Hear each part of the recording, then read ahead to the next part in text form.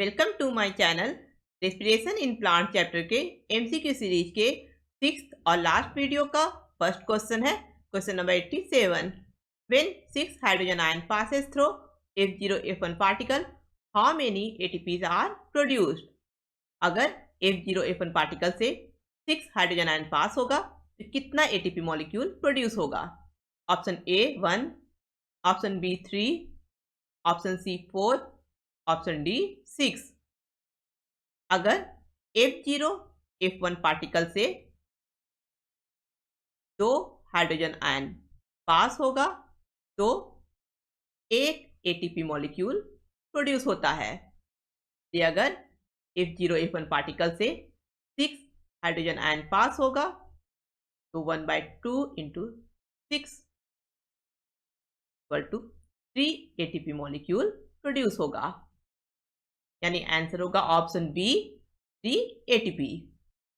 Question number 88, which complex does not transport protons in mitochondrial electron transport chain. Mitochondrial electron transport chain में कौन सा complex proton का transport नहीं करता है। Option A complex 1, option B complex 2, option C complex 3, option D complex 5। इसका answer है option B complex 2 यानी सुसिनेट डिहाइड्रोजिनेज माइटोकॉन्ड्रिया के इनर मेम्ब्रेन में प्रोटॉन का ट्रांसपोर्ट नहीं करता है। सिर्फ कॉम्प्लेक्स 1, कॉम्प्लेक्स 3 और कॉम्प्लेक्स 4 प्रोटॉन पंप करता है, जिससे एटीपी सिंथेसिस के लिए इलेक्ट्रोकेमिकल ग्रेडियंट क्रिएट होता है। Question number 89, which of the following statement is incorrect. इनमें से कौन सा स्टेटमेंट गलत है। Option A glycolysis takes place in cytosol. Glycolysis का प्रोसेस साइटोसोल में होता है, ये स्टेटमेंट सही है। Option B oxidative phosphorylation takes place in inner mitochondrial membrane. Oxidative phosphorylation का प्रोसेस माइटोकॉन्ड्रिया के इनर मेम्ब्रेन में होता है, ये स्टेटमेंट भी सही है। Option C enzymes of TCA cycle are present in the matrix of mitochondria. TCA cycle का एंजाइम माइटोकॉन्ड्रिया के मैट्रिक्स में प्रेजेंट रहता है, ये स्टेटमेंट भी सही है। Option D glycolysis operates as long as it is supplied with oxygen. ये स्टेटमेंट गलत है। ग्लाइकोलाइसिस एक एनारोबिक प्रोसेस है, यानी ग्लाइकोलाइसिस के लिए ऑक्सीजन की जरूरत नहीं होती है। ग्लाइकोलाइसिस के ऑपरेशन के लिए NAD के कंटिन्यूस सप्लाई की जरूरत होती है। क्योंकि ऑप्शन डी का स्टेटमेंट गलत है, इसलिए आंसर होगा option D.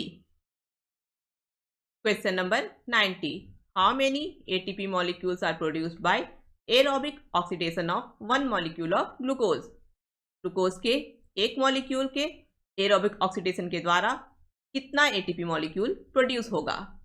Option A 6, option B 18, option C 34, option D 38। Glycolysis के समय ग्लूकोज के एक मॉलिक्यूल से 2 ATP और 2 NADH मॉलिक्यूल प्रोड्यूस होता है। 2 NADH मॉलिक्यूल से ऑक्सीडेटिव फॉस्फोराइलेशन के समय 2 × 3 ATP मॉलिक्यूल प्रोड्यूस होगा, यानी 2 + 6 = 8 ATP मॉलिक्यूल ग्लाइकोलाइसिस में प्रोड्यूस होगा।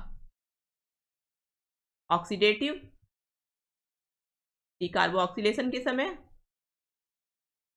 पायरुवेट के एक मॉलिक्यूल से एक NADH मॉलिक्यूल प्रोड्यूस होता है, लेकिन ग्लूकोज के एक मॉलिक्यूल से 2 पायरुवेट प्रोड्यूस होता है। इसलिए 2 पायरुवेट से ऑक्सीडेटिव डिकार्बोक्सिलेशन के समय 2 NADH मॉलिक्यूल प्रोड्यूस होगा और 2 NADH मॉलिक्यूल से ऑक्सीडेटिव फॉस्फोराइलेशन के समय 2 × 3 = 6 ATP मॉलिक्यूल प्रोड्यूस होगा। और क्रेब्स साइकिल के समय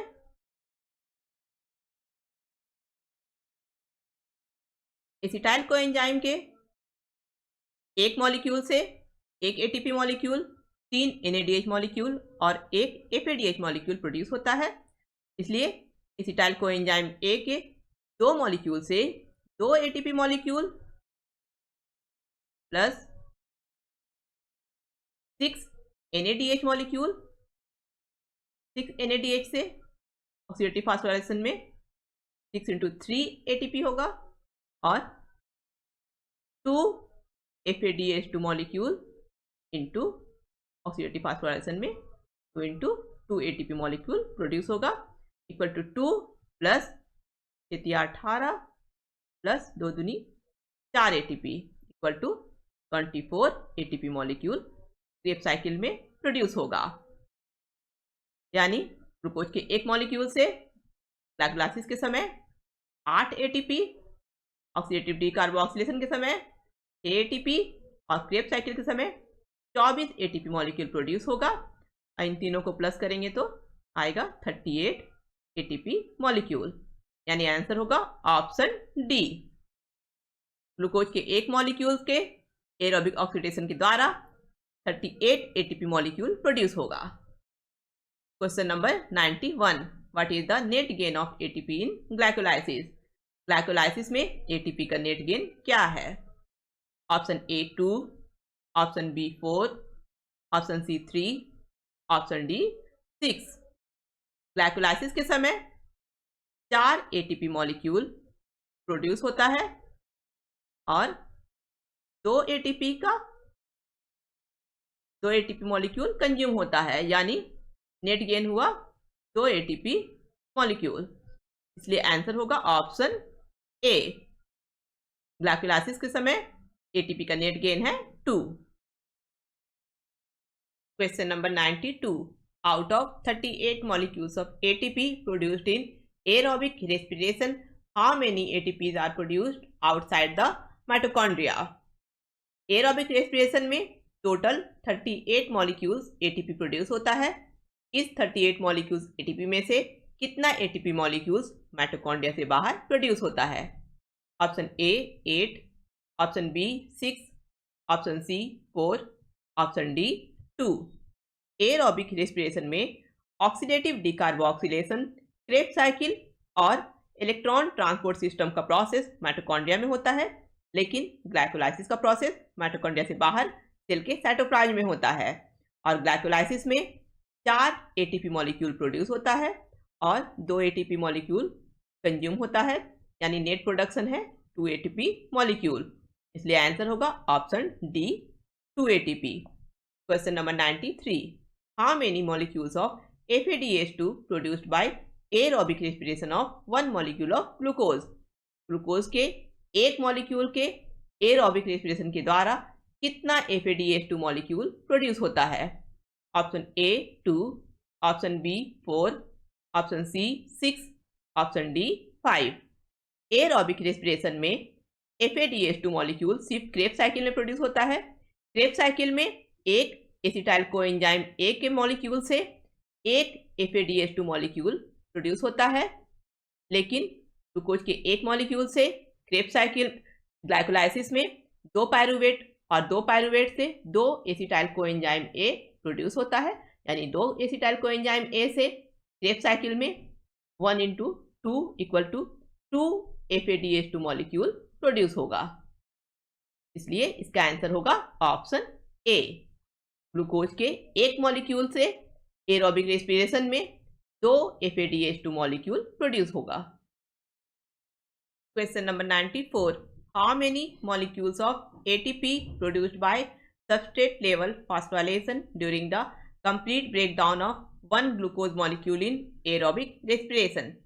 एरोबिक रेस्पिरेशन में ग्लूकोज के एक मॉलिक्यूल के ब्रेकडाउन के समय सबस्ट्रेट लेवल फॉस्फोराइलेशन के द्वारा कितना ATP मॉलिक्यूल प्रोड्यूस होता है?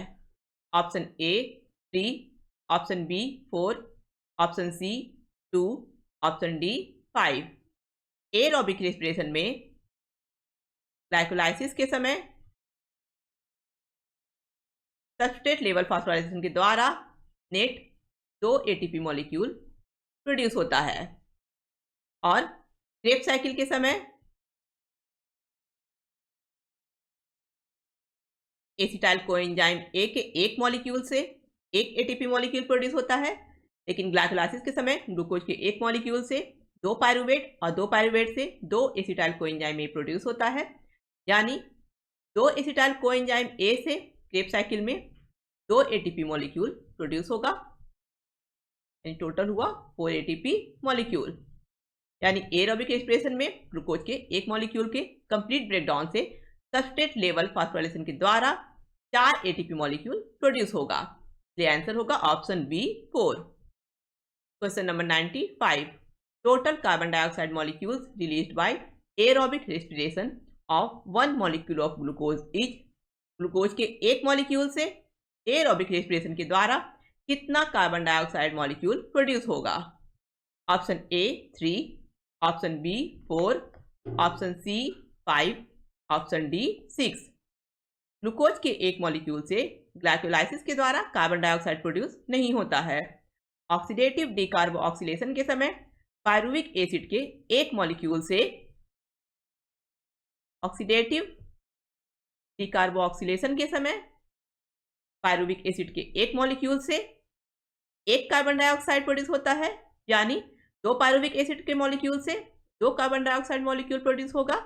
और क्रेब्स साइकिल के समय एक एसिटाइल कोएंजाइम ए से 2 कार्बन डाइऑक्साइड मॉलिक्यूल प्रोड्यूस होता है, यानी 2 एसिटाइल कोएंजाइम ए से 2 × 2 = 4 कार्बन डाइऑक्साइड मॉलिक्यूल प्रोड्यूस होगा। यानी टोटल हुआ 2 कार्बन डाइऑक्साइड 4 कार्बन डाइऑक्साइड, यानी 6 कार्बन डाइऑक्साइड प्रोड्यूस होगा। इसलिए आंसर होगा option D.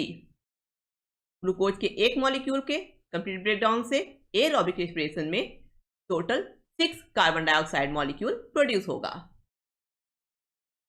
Question number 96, which of the following statement is incorrect, इनमें से कौन सा स्टेटमेंट गलत है। Option A, fermentation involves a partial breakdown of glucose whereas aerobic respiration involves complete breakdown of glucose to carbon dioxide and water। Fermentation में glucose का partial breakdown होता है, जबकि एरोबिक रेस्पिरेशन में ग्लूकोज का कार्बन डाइऑक्साइड और water में complete breakdown होता है। ये स्टेटमेंट सही है। Option B, in fermentation NADH is oxidised to NAD much slower than in aerobic respiration. ये स्टेटमेंट भी सही है। फर्मेंटेशन में NADH बहुत स्लो ऑक्सीडाइज होता है, लेकिन एरोबिक रेस्पिरेशन में NADH बहुत फास्ट ऑक्सीडाइज होता है। एरोबिक रेस्पिरेशन में इलेक्ट्रॉन ट्रांसपोर्ट चेन के द्वारा NADH बहुत तेजी से ऑक्सीडाइज होता है और NAD फिर से रीजनरेट हो जाता है, और ये NAD नेक्स्ट ग्लाइकोलाइसिस में इलेक्ट्रॉन एक्सेप्टर के फॉर्म में फिर से इंटर हो जाता है। Option C, fermentation is a catabolic process while aerobic respiration is an anabolic process। ये स्टेटमेंट गलत है। फर्मेंटेशन और एरोबिक रेस्पिरेशन ये दोनों ही कैटाबॉलिक प्रोसेस है, क्योंकि इन दोनों ही प्रोसेस में ग्लूकोज का ब्रेकडाउन होता है और एनर्जी रिलीज होता है।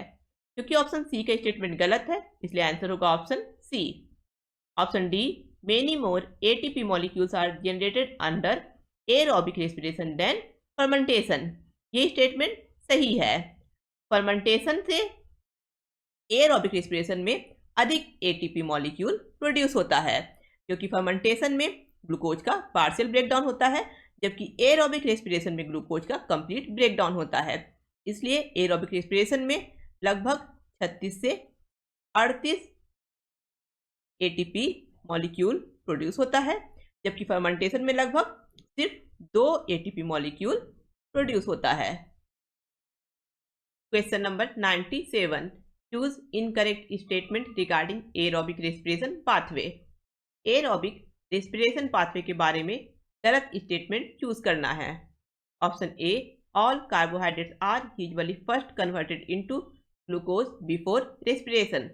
सेलुलर रेस्पिरेशन में इंटर होने से पहले सभी कार्बोहाइड्रेट पहले ग्लूकोज में कन्वर्ट होता है। ये स्टेटमेंट सही है। Option B, fats would need to be broken down into glycerol and fatty acid first. Cellular respiration के पाथवे में इंटर होने से पहले फैट का ब्रेकडाउन ग्लिसरॉल और फैटी एसिड में होता है। ये स्टेटमेंट भी सही है। Option C, fatty acid would first be degraded to acetyl coenzyme A before entering the pathway. Cellular respiration के पाथवे में इंटर होने से पहले फैटी एसिड का डिग्रेडेशन एसिटाइल कोएंजाइम ए में होता है। ये स्टेटमेंट भी सही है। Option D, glycerol would enter the pathway after being converted to pyruvic acid. Cellular respiration के पाथवे में इंटर होने से पहले ग्लिसरॉल का कन्वर्जन पायरुविक एसिड में होता है। ये स्टेटमेंट गलत है। ग्लिसरॉल पहले डायहाइड्रोक्सीएसीटोन फास्फेट में कन्वर्ट होता है। डायहाइड्रोक्सीएसीटोन फास्फेट ग्लाइकोलाइसिस का एक इंटरमीडिएट कंपाउंड है और इस तरह से ये ग्लाइकोलाइसिस और सेलुलर रेस्पिरेशन के पाथवे में इंटर होता है। यानी ऑप्शन डी का स्टेटमेंट गलत है, इसलिए इसका आंसर होगा option D. Question number 98, which of the following is common to respiration mediated breakdown of fats, carbohydrates and protein? Fats, carbohydrates और प्रोटीन के रेस्पिरेशन मेडिएटेड ब्रेकडाउन में कौन सा कंपोनेंट कॉमन है? Option A pyruvic acid, option B acetyl coenzyme A, option C fructose 1,6 phosphate, option D glucose 6 phosphate. Fat का breakdown पहले fatty acid में होता है और फिर fatty acid acetyl coenzyme A में कन्वर्ट हो जाता है। कार्बोहाइड्रेट का ब्रेकडाउन पहले ग्लूकोज में होता है, फिर ग्लूकोज का कन्वर्जन पायरुवेट में होता है और फिर पायरुवेट एसिटाइल कोएंजाइम ए में कन्वर्ट हो जाता है। प्रोटीन का ब्रेकडाउन अमीनो एसिड में होता है। अमीनो एसिड पायरुवेट में कन्वर्ट हो जाता है और पायरुवेट एसिटाइल कोएंजाइम ए में कन्वर्ट हो जाता है। एसिटाइल कोएंजाइम ए क्रेब्स साइकिल में इंटर होता है और acetyl coenzyme A fat, carbohydrate और प्रोटीन तीनों में ही कॉमन कंपोनेंट है। यानी इसका आंसर होगा option B. Acetyl coenzyme A fat, carbohydrate और प्रोटीन इन तीनों में ही रेस्पिरेशन मेडिएटेड ब्रेकडाउन में कॉमन कंपोनेंट है। Question number 99, aerobic respiration pathway is termed as? Option A amphibolic, option B anabolic, option C catabolic, option D parabolic. इसका answer है option A. Aerobic respiration pathway को amphibolic pathway भी कहा जाता है क्योंकि एरोबिक रेस्पिरेशन में ग्लूकोज का ब्रेकडाउन होता है और इस पाथवे के कुछ इंटरमीडिएट प्रोडक्ट का use amino acid, fatty acid, protein या कार्बोहाइड्रेट बनाने में किया जाता है। यानी एरोबिक रेस्पिरेशन में कैटाबोलिक और एनाबोलिक दोनों प्रोसेस होता है, इसलिए एरोबिक रेस्पिरेशन पाथवे को एम्फीबोलिक पाथवे कहा जाता है। Question number 100, RQ is ratio of? Option A carbon dioxide produced to oxygen consumed, option B carbon dioxide produced to substrate consumed, option C oxygen consumed to carbon dioxide produced, option D oxygen consumed to water produced. का answer है option A. RQ is the ratio of carbon dioxide produced to oxygen consumed. Cellular respiration के समय जितना carbon dioxide produce होता है और जितना oxygen consume होता है, इन दोनों के रेशियो को RQ यानी रेस्पिरेटरी क्वोशिएंट कहा जाता है। यानी RQ equal to volume of carbon dioxide produced by volume of oxygen consumed. Question number 101, when carbohydrates are used as respiratory substrate, the RQ will be? जब कार्बोहाइड्रेट को respiratory substrate के form में use किया जाता है तो RQ कितना होगा?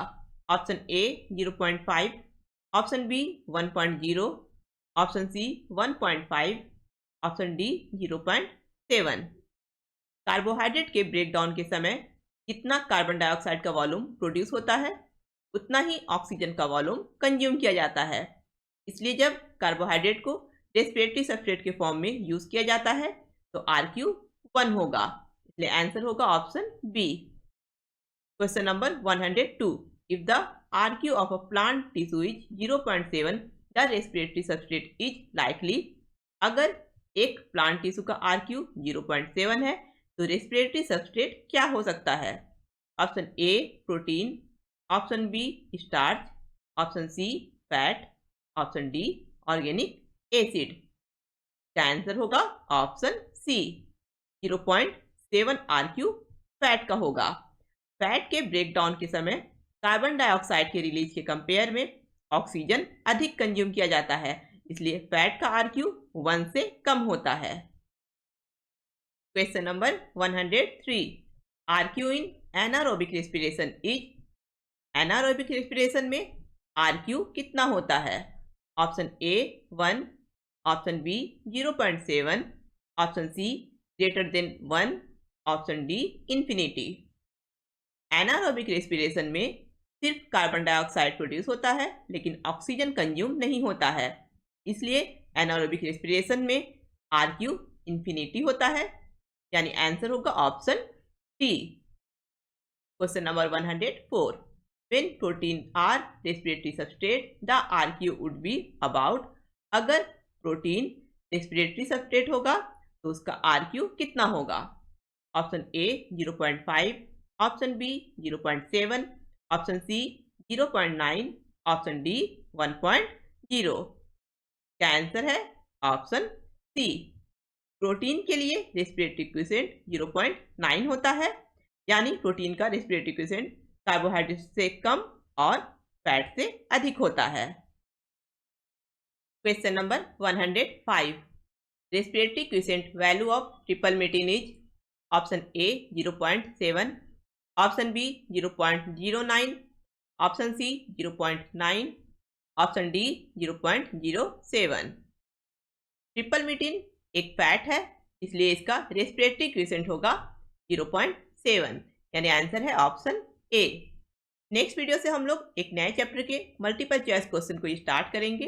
अगर आप लोगों को वीडियो पसंद आया है तो इसे लाइक करें, अपने फ्रेंड के साथ इस वीडियो को शेयर करें और मेरे चैनल को सब्सक्राइब करें।